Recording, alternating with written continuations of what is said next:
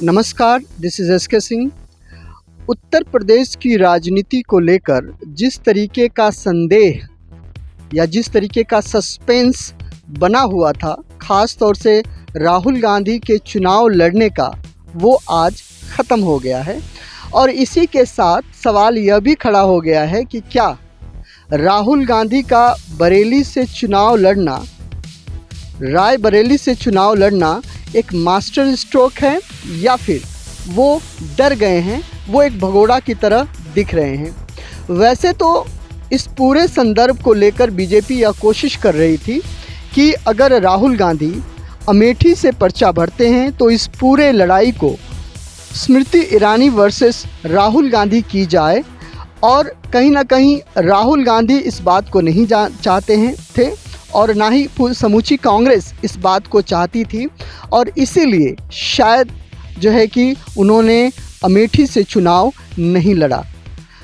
हालांकि जितने भी रिपोर्ट्स आ रही थी अमेठी से, वो राहुल गांधी के फेवर में आ रही थी और इस बात की आशंकाएं जताई जा रही थी कि अगर इस बार राहुल गांधी अमेठी से चुनाव लड़ते तो शायद वो जीत जाते, शायद नहीं वो जीत ही जाते। लेकिन बहरहाल अब जिस तरीके का अभी राजनीतिक समीकरण उत्तर प्रदेश की राजनीति में हुए हैं, वो कई तरह के सवाल भी खड़े कर देते हैं।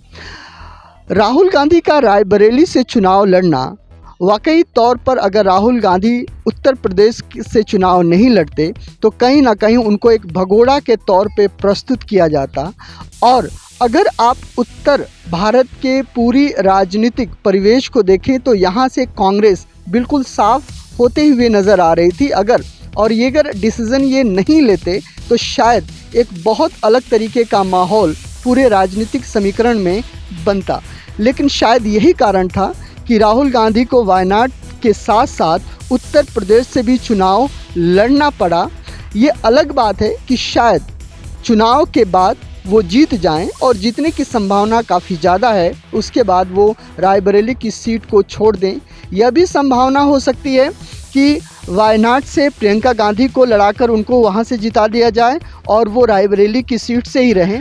लेकिन शायद ये हो सकता है कि वायनाड को राहुल गांधी रखें, क्योंकि वायनाड से और दक्षिण में कांग्रेस का एक बहुत अच्छा गढ़ बना हुआ है।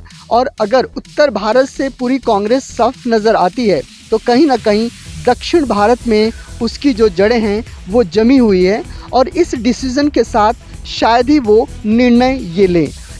लेकिन अगर कांग्रेस की अपनी रणनीति को देखें तो अमेठी से जो चुनाव में मैदान में उतारा गया है के एल शर्मा वहाँ के एक लोकल लीडर हैं और एक बहुत समय से गांधी परिवार के चुनावी समीकरण, उनके कार्यों को देखते आ रहे हैं। तो ऐसा नहीं होगा कि उनको कोई बाहरी बताया जाएगा। ये अलग बात है कि राहुल गांधी को अमेठी में से जो चुनाव नहीं लड़ रहे हैं उनको एक भगोड़ा साबित करने की कोशिश की जाए। लेकिन के एल शर्मा भी उनको एक जो है कि सीधी टक्कर देने की स्थिति में हैं। उसका कारण यह है कि कहीं ना कहीं 100%, 99% इस बात की संभावना है कि प्रियंका गांधी अमेठी में एक धुआंधार प्रचार करें और वो पूरी कमान को अपने हाथ में लें। और जो कांग्रेस की ये पूरी कोशिश रहेगी कि वो अमेठी की सीट भी निकालें और साथ में रायबरेली की भी, और वायनाड तो उनके पास रहेगा ही, जिससे एक अलग तरीके का राजनीतिक माहौल बनाया जाए कि उत्तर भारत में भी गांधी परिवार को लोग पसंद करते हैं या कांग्रेस अभी बची हुई है। और उसके बाद कहीं ना कहीं चाहे रायबरेली से जब राहुल गांधी अपनी सीट को छोड़ें तो उसके बाद जो है कि प्रियंका गांधी को जो है कि चुनाव मैदान में उतारा जाए। प्रियंका गांधी ने सीधे अमेठी से नहीं लड़ा। उसका कारण यह भी है कि शायद इस बात की संभावनाएं भी जताई जा सकती हैं कि प्रियंका गांधी अगर वहां से हार जाती हैं, पहली बार ही चुनाव लड़ना और उसके बाद हार जाना, तो ये कांग्रेस के लिए काफ़ी एम्ब्रेसिंग जो है कि वो साबित होता। तो कहीं ना कहीं किसी भी इमोशनल तरीक़ों को छोड़कर कांग्रेस एक मास्टर स्ट्रोक डिसीज़न लेने की स्थिति में पूरी दिख रही है। लेकिन अगर राहुल गांधी हार जाते हैं और साथ में स्मृति ईरानी भी जीत जाती हैं तो कहीं ना कहीं उत्तर भारत से कांग्रेस की जो अपनी परसेप्शन है वो उसको संभालना बड़ा कांग्रेस के लिए मुश्किल होगा। अब अगर आप पूरी मीडिया को देखें तो पहले पूरी मीडिया इस बात की कोशिश कर रहा था कि जैसे ही राहुल गांधी अमेठी से पर्चा भरेंगे उसके बाद पूरे संदर्भ को राहुल गांधी वर्सेस स्मृति ईरानी किया जाए और इस पूरे खेल को मोदी को एक तरफा जो है कि पूरे देश में छोड़ दिया जाए। लेकिन राहुल गांधी के वहाँ पर्चा ना भरने की वजह से जो गोदी मीडिया है, जो मीडिया सरकार के संदर्भ में बात करता है, उसके कहीं ना कहीं अब वो मीडिया इस काम में लगेगा कि किस तरीके से राहुल गांधी को भगोड़ा घोषित जो है कि वो किया जाए। और अगर आप वास्तविकता को देखें तो राहुल गांधी का अमेठी छोड़ना उनके डर को ही दर्शाता है।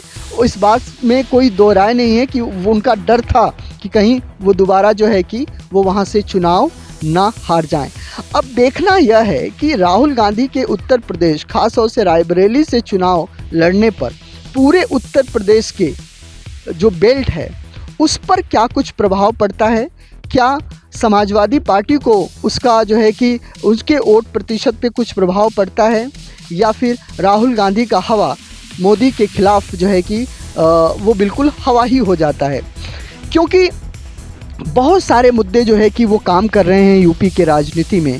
क्योंकि रायबरेली के ही संदर्भ में देखें तो जितने बहुत सारे वहाँ के जो लोकल लीडरशिप है, ख़ास तौर से एमएलएज भी जो है कि वहाँ चुनाव जो है कि बीजेपी में शामिल हो चुके हैं।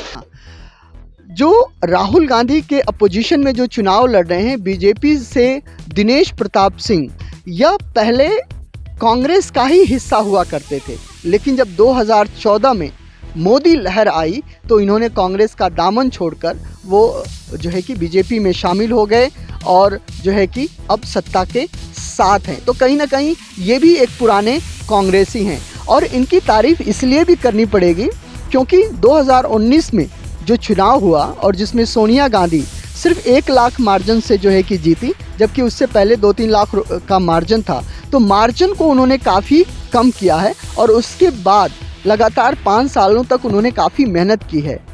तो कहीं ना कहीं वो राहुल गांधी को टक्कर देने की स्थिति में है, इस बात से इनकार नहीं किया जा सकता। वैसे तो राहुल गांधी की जीत वहाँ से सुनिश्चित मानी जाती है, सवाल सिर्फ इतने का है कि कितने अंतर से जो वो जीत होगी। जिस तरीके के मुद्दे उत्तर प्रदेश के गलियों में घूम रहे हैं, जैसे वो अग्निवीर का मुद्दा हो, रोज़गार का मुद्दा हो, पेपर लीक का मुद्दा हो, गरीबों को 1 लाख रुपए देने का मुद्दा हो, मंदिर का मुद्दा हो, 370 का मुद्दा हो, ये सारे मुद्दे जनता के बीच घूम रहे हैं। अब देखना यह है कि 2024 के लोकसभा चुनाव में कौन से मुद्दे जनता को वोट बूथ तक लेकर जाते हैं और कौन सी पार्टी इस पूरे जो है कि चुनाव में जीतती है। एक बात तो तय है कि जिस तरीके के मुद्दों को कांग्रेस ने उठाया है, बीजेपी उन मुद्दों के आसपास ही घूमती नज़र आ रही हैं। बीजेपी ने अपने मुद्दे कि कितने लाभार्थियों को उन्होंने जो है कि दिया, अनाज दिया, कितनों को उन्होंने रोज़गार दिया, कितनी इंडस्ट्रीज़ यहाँ पे लगाई, उन्होंने अपने मुद्दों को पीछे छोड़कर कहीं ना कहीं कांग्रेस के ही मुद्दों के आसपास वो घूम रही है। तो एक बात की तारीफ़ इस चुनाव में कांग्रेस की करनी पड़ेगी कि उन्होंने मुद्दों का चुनाव बड़े सही तरीके से किया है। लेकिन अगर मुद्दों का आकलन किया जाए, उसका विश्लेषण किया जाए, तो कहीं ना कहीं यह भी देखना होगा कि जिन मुद्दों के सहारे कांग्रेस अपने आप को जीवित करने की कोशिश कर रही है, वो मुद्दे कहीं मुंगेरी लाल के सपने तो नहीं हैं। इतने बड़े बड़े वादे तो किए गए हैं, लेकिन वो पूरे कैसे होगा।